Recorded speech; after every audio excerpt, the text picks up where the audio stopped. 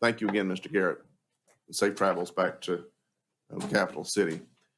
Moving on now to item B on our agenda, agenda items, guidelines for cameras in special education classrooms. Mr. Jabbia. Thank you, Mr. Pete Mr. Nation. Jabbia. Thank you, Mr. Nation, board members. In November 11th of 2021, this board passed a policy for cameras in special education classrooms. At that point, at that meeting, the staff was charged with the responsibility of coming back to you in this month to present the guidelines so that we could accomplish what we needed to accomplish in the policy. Mr. Harrison and I, among other people, worked on this policy for many weeks. We have come up with a policy where a parent or legal guardian, it explains how they go about requesting a camera in a classroom. It goes about how they request a viewing of the camera in the classroom. It goes through all of the different laws that we have to abide by. We've developed a couple of forms. None of this is written in stone. We're presenting it to you tonight. I hope you had an opportunity to look at it. It was on board docs. Mr. Harrison and myself are here to try to answer any questions that you may have regarding these guidelines. And again, policies and guidelines, when you adopt them, can always be changed when the need is there. But this is our start for the guidelines, and we're open to any suggestions, questions, or comments. All right. Is there someone to sponsor this by the committee? Mrs. Hines, and then we'll let Mr. Green make a second. So it's now on the floor. Open it to committee members for discussion. You got your mic on? Yeah. Just in case. All right. And first up in the queue is Mrs. Laney. I just want to say thank you for your work in this. I think it really looks great. I do think it needs to be fluid because as we use it, we will figure out what we need to change if the need arises. But as I've looked through it, I think it sounds really good. I think that parents will be happy. I think teachers will be happy. And I think that it's definitely going to be good for our students who need it and for our teachers who want it. So just thank you for your work. I'm excited about this. I think it's a move in the right direction. Thank you. Thank you, Mrs. Lamy. Anyone else? Mr. Green. Thank you, Mr. Nation. Mr. Jabbia, can we just address Ms. Canino's question about who they actually send that request to? I know that, is that on that document? Because I noticed in the policy. It says the St. Tammany Parish School Board authorizes the superintendent or his designee to consider the approval or denial of such a request based on the facts and circumstances. It says within 7 business days of receiving it, the superintendent or his designee will get back with that. So our form says that it is, please send this to the superintendent. Okay. I just want to make sure that. Yes, sir. Okay. Thank you, Mr. Green. Mrs. Lamy. Quick question. Is it possible for us to get some kind of, like, because, Mr. Jabbia, you'll communicate certain things with us. Is there a way that we can get this information, not to observe it, make a decision, but once you've made a decision, just that there was a request at this school or whatever, we are putting it or we're not putting it, just so that we can stay in the loop with it? Thank you. Thank you, Mrs. Lamy. Mr. Derman. Thank you, Mr. Nation. As Ms. Canino asked or mentioned in one of her comments, talking about the age grouping of the students as far as the need or potential need for cameras, or, I know there's a cost factor involved in all of this, and that's part of the determination factor, I would think, because I don't really know if we know where the funding's actually coming from yet. And in that case, would there be a priority set on grade levels or based on the need of a child? Or, what I'm trying to say is, like, maybe the younger students would be more better. I don't know. I'm just asking. I'll try answering that. I'm not an attorney, and Paul can certainly jump in.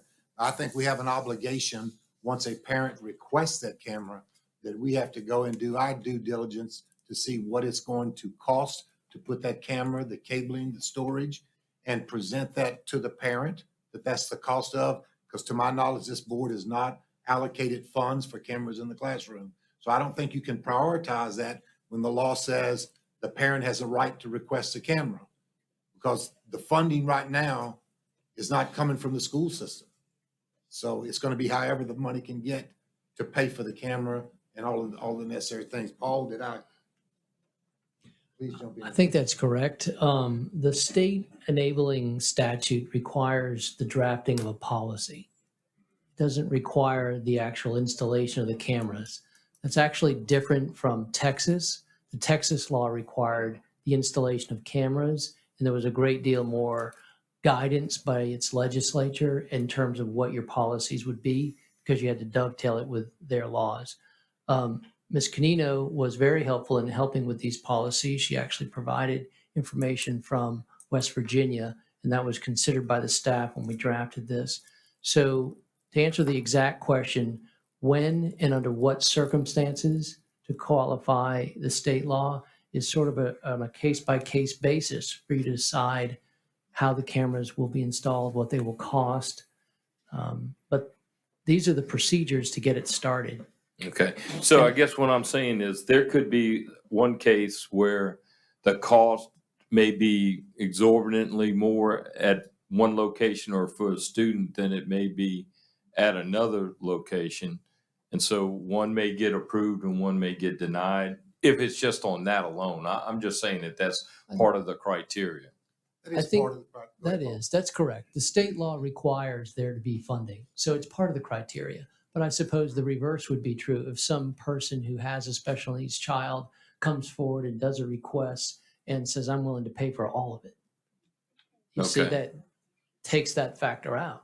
Okay, that's fine. I just wanted to understand in my own mind where it was, you know, what the limitations may be, because it may be hard for someone to understand that, you know, if it costs $100,000 to put a camera in because of some other reason, I don't know, but I'm just using that as and another one is $1,000, and it's one may be cost prohibitive. I think that you're correct and that we'll all have to figure that out. And every school system in the state is in the same kind of situation where we've got to try to figure this out. The safety of the children is the paramount overriding Absolutely. factor. The videotapes themselves are fairly easy to run. It's the viewing of them and it's the audio component. And without getting too derailed, we're going to have to figure this out. Yeah, Okay. You know, we look at some rooms may require more than one camera for good coverage, as an example. Cabling from one room to where they need to connect could be more than another room. So those type of things varies.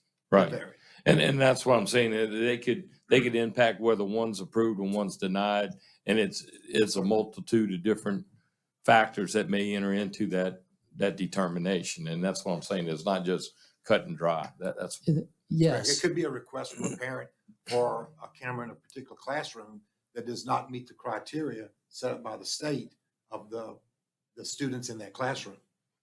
See, so that could be denied on that because there's a certain requirement, how many of the special ed kids that are in there, the amount of time they spend in the room. So it has to meet that criteria before a camera can go in. okay. Right. And one other thing I would add, because it was one of Ms. Canino's comments that, well, what are the circumstances under which they'd be denied or accepted? That's why there's a blank there. But you're going to get full notice as a parent requesting what the reasons were. So it could then trigger, if necessary, and they believe it to be appropriate, to the board for consideration. You No, follow me? Like Right. in the form itself, it's going to either be accepted or denied. We all know if it's accepted, then here come So the is there an cameras, right? appeal process in There this? is, To the board. yes. Okay. All right. Yes. And when you're done, I do have two very small amendments to this as drafted. done. You know, whenever anybody gets a chance. You want Ms. Lamy to finish or? Ms. Lamy?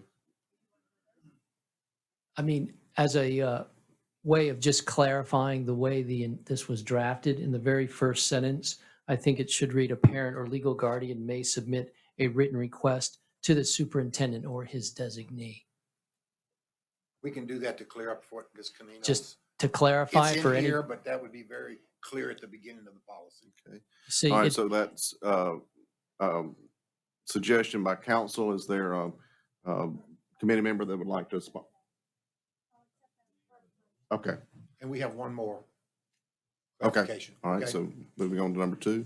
Yes. The second amendment is on page 3, and where it references the 22nd Judicial District Court, right after the word court, I would like to insert the words for the parish of St. Tammany, Louisiana, Just for clarification. Mrs. Hines, do you just for accept that? clarification.